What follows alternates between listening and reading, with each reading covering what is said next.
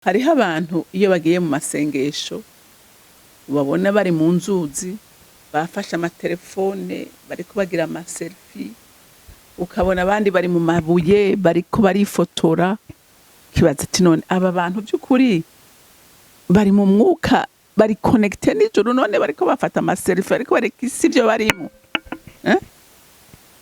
Ntidusenge nk'abapagani baja mu mayira abiri kugira berekane ko ari abantu bazi gusenga kurusha abandi, ariko ijambo ry'Imana riravuze ngo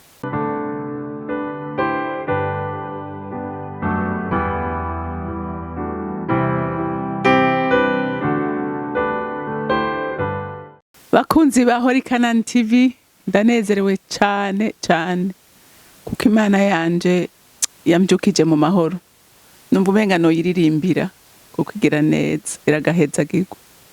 Haleluya, amen, amen, haleluya, amen, oh, amen, haleluya, amen, amen, haleluya, amen.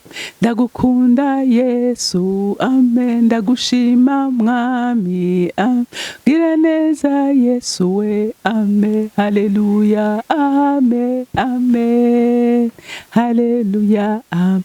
Ntawusa nawe, amen, ntawukora nkawe, amen, ntawurinda nkawe, amen, ugira neza mwami we, amen, haleluya, amen, amen, haleluya, amen. Bakunzi ba CANAAN TV, ntawusa n'Imana, ntawuringaniye n'Imana. Imana yacu igira neza, Imana yacu irarinda, Imana yacu iratabara, Imana yacu n'umwizigirwa. Rero ibereye kuririmbirwa, ibereye gutazigwa, ibereye kuninahazwa n'abo yaremye bose.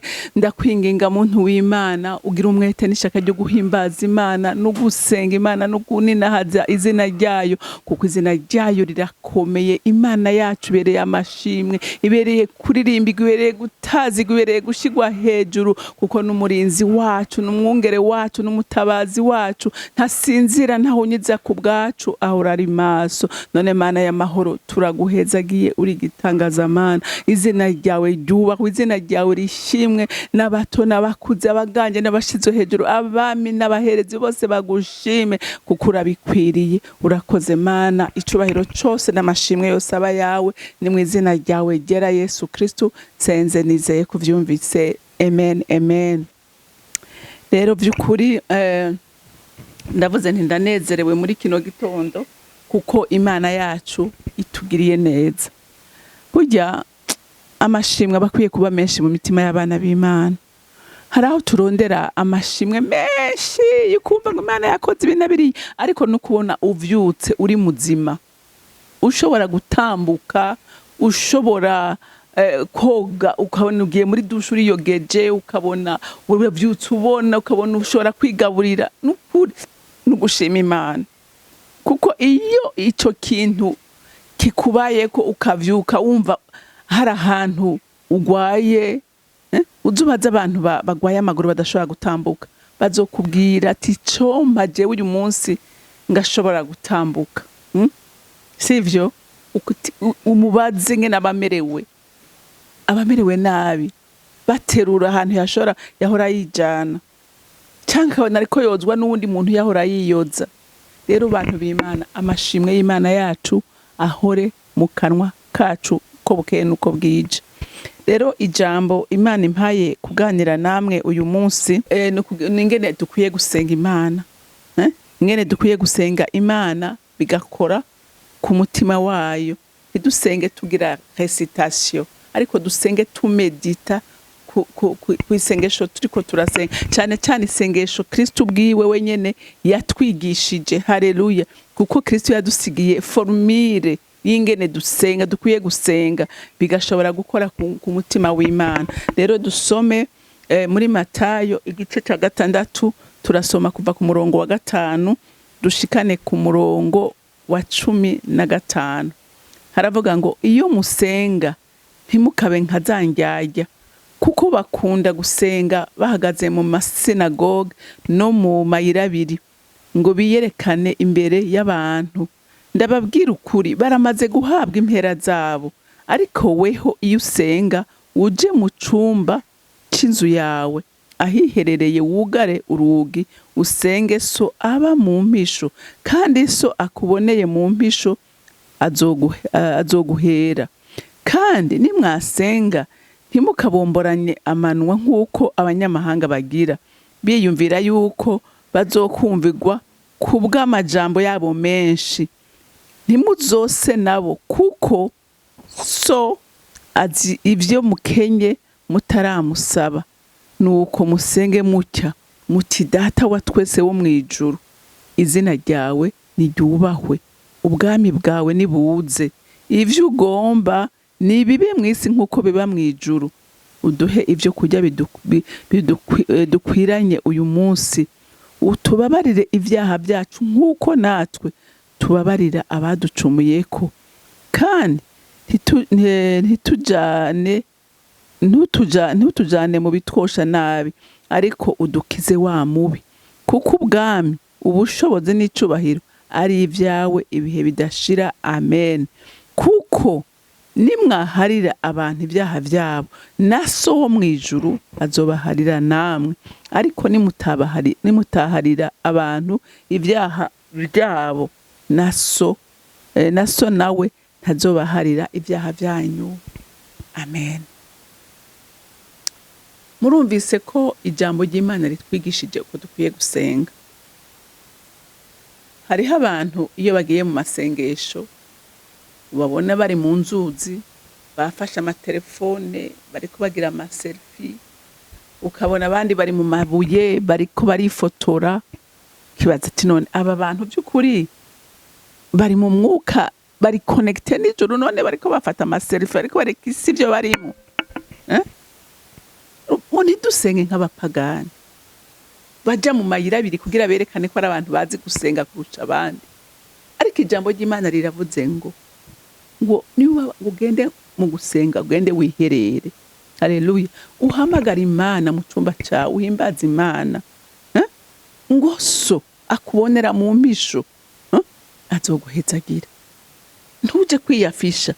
Jewe hariho umuntu yigeze kumbwira ngo ariko aransengera, nje mbona ariko arifotora anyereka ahantu ari. Mu mutima naravuze nti Mana umubabarire. Uri kuragira publicité kuri kuransengera, ntibikenewe kurinda kumbarira ko wagiye kunsengera. Haleluya. Haleluya. Nibisa umva ntacyo bimaze.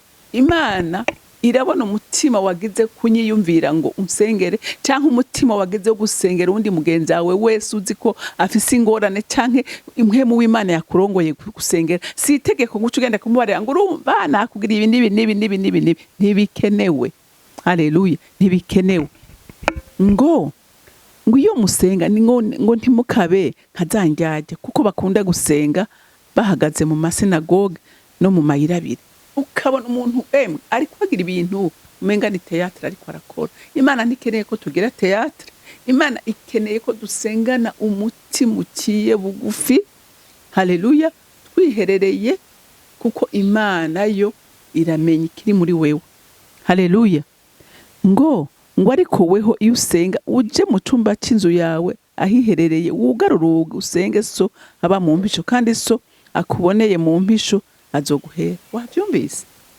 Imana ibona mu mutima, iba n'ivyumviro vyawe, iwe ni migambi yawe. Haleluya. Nikeneye rero ko uyempressiona. Hariho abantu bempressiona Imana ngo jewe nkozako jemeze uko. Reka kwigirira publicité. Reka ijuru rikwamamaza, kuko nijya kwamamaza nta kizokumanura. Haleluya. Ariko ntiwiduze, ntiwigire igitangaza. Imana idufashe. Ngo kandi niwasenga ntimukabomboranye amanwa nk'uko abanyamahanga bagira, biyumvira yuko bazokumvirwa kubw'amajambo yabo menshi. Mwavyumvise? Ngo ntimuzose nabo, kuko so azi ibyo mukenye mutaramusaba. Imana ugihaguruka gusenga, umugambi guhagurukanye utaranavuga, Imana ibuwuzi. Haleluya. Kuko Imana ngo ihagarara mu itanguriro, ikamenya ibiri mu iherezo ry'umuntu. Rero nta kintu na kimwe woza gukanga Imana. Haleluya. Imana irakuzi, irazi umutima ufise, irazi n'igituma uhaguruka gukora igikorwa runaka, irazi n'igitumye uhaguruka gusenga, irabizi utaranavuga. Haleluya. Rero ntidukeneye kwimpressiona abantu, ntidukeneye gukanga abantu, ariko umutima ufise mbega umeze gute? Ikiguhagurukanye gukora ico gikorwa ni giki? Ni giki? Rero Imana yo irakizi kandi nawe urakizi.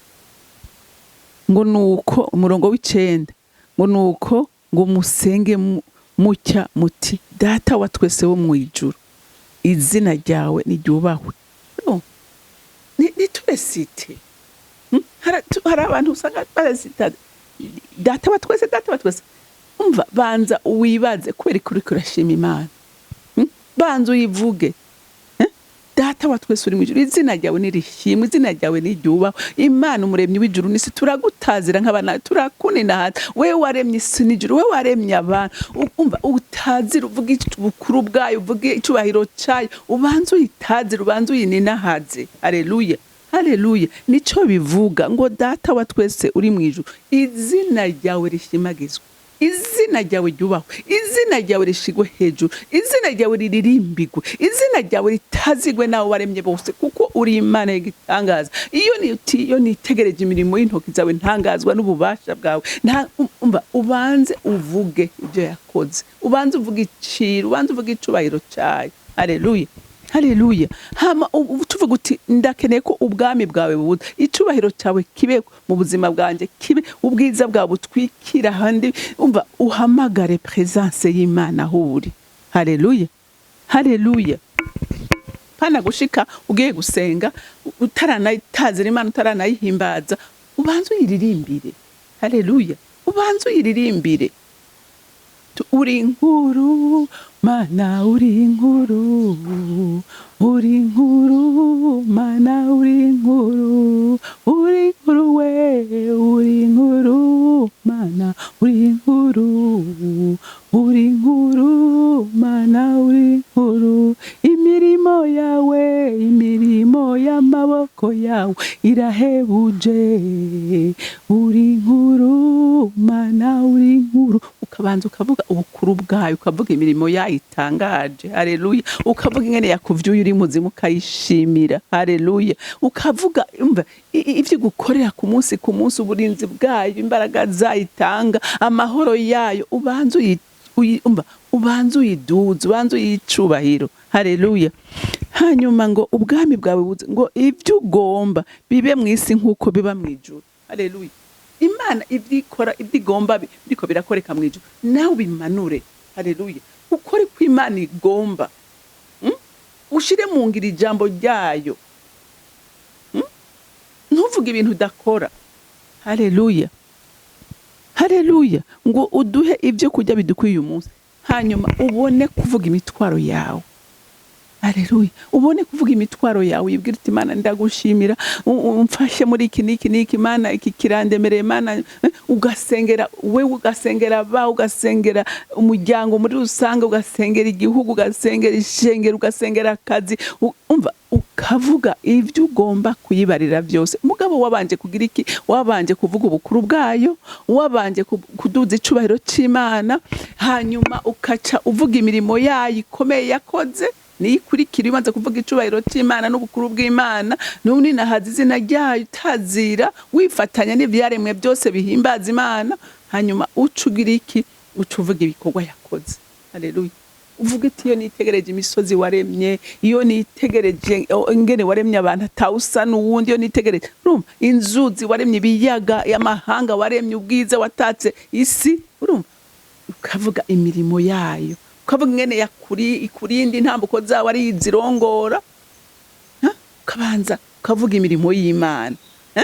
Haleluya. Ntamare ukavuga ngo icubahiro cyawe reka imanuke. Haleluya. Presence yawe iba ahantu, mwemu w'Imana unconnecte, kugira ngo isengesho ndiko ndasenga rikore ku mutima w'Imana, kuko mwemu yera niwe twahawe adusengera, adusengesha. Haleluya. Isengesho rigakora ku mutima w'Imana, kandi wazi nibikenewe. Haleluya. Tumanure icubahiro c'Imana, hanyuma ubone kuvuga imitwaro yawe. amen. Ntushushikira ku mitwaro. Hari abantu benshi utusanga ashikira ku mitwaro. Ibaze nawe umuntu arinjiye mu nzu yawe ntanakura mu kije, ntanakura mu kije ngo akubaze ingene waramutse, akaca atangura urumva rero ngo nukuri ngo ndaje ngurana amafaranga abana banje, urumva babirukanye ku ishure canke twaraye tudatetse, ntiyabanje ngo yicare akuganirize, akubaze ingene umerewe, akubaze ingene mwaraye, akubaze amakuru, umva abanze akeye ikirere ciza cyo gusaba. N'Imana arayitura bigatangara. Dushikira gusaba, ntitwayininahaje, ntitwayiririmbiye, ntitwayishimiye ibyo yadukoreye. Ubanze uyishimire ibyo yakoze. Haleluya. Uyishimire. Vuga ati Imana ndagushimira ibi n'ibi wankoreye. Haleluya. Ikindi kintu gikomeye kandi twirengagiza. Ngo kandi ngo ntutujane mu mosha, ugasaba uburinzi bwawe, protection, ugasaba protection kugira ngo Imana ikuzigame, ikuzitirire. Haleluya. Ngo kandi aha aye ku murongo ngo kuko ngaho umurongo wa 14 ngo kuko nimwaharira abantu ibyaha byabo na so wo mwijuru azobaharira namwe. Ngo ariko nimutaharira abantu ibyaha byabo na so wo mwijuru ntazobaharira. Urumva tubanze duharire, ubanze wirara. Mbega je uyu munsi ninde tutavugana neza, ubanze utunganye, ugira umutima wo guharira. Ni wawe utawugira, umbe ijambo ry'Imana riratubwiye ko n'Imana idashobora kuduharira. Urumva abantu twikoreye abandi ko ari kibazo kuri twebwe, natwe Imana iyo tuyihamagara ntiyitaba. Nukuri twige guharira, niho natwe tuzoharirwa ibyaha byacu. Haleluya. Rero umuntu w'Imana ntusenge uresita, ariko senga wiyumvira amajambo uri kuravuga. Haleluya. Ukunda Imana, uninahaza Imana, hamuyishimira ibikorwa bitangaje yakoze, hanyuma ubone kuvuga imitwaro yawe, hama kandi wige guharira. Haleluya. Kuko nutaharira nawe ntuzoharirwa. Imana yo mwijuru ibampera umugisha. Uri Imana y'imbabazi n'urukundo, uri Imana itugirira neza iminsi yose, uri Imana itwigisha uko bukeye nuko bwije, kuko iri jambo ryawe Mwami Imana n'itara rimurikira ibirenge byacu. Ese cyo mu muntu wese mwamaze kumvira ijambo yohinduka kandi agahindukira akagenda nk'uko ijambo rimusavye. Mwami wanje ndagushimiye kandi ndakurinahaje, icubahiro cyose n'amashimwe yose aba yawe, nkaba ndabisenze ndabyizeye kuvyumvise mu izina rya Kristo Yesu. Amen, amen. Mwarahezagiwe, mugira umunsi mwiza.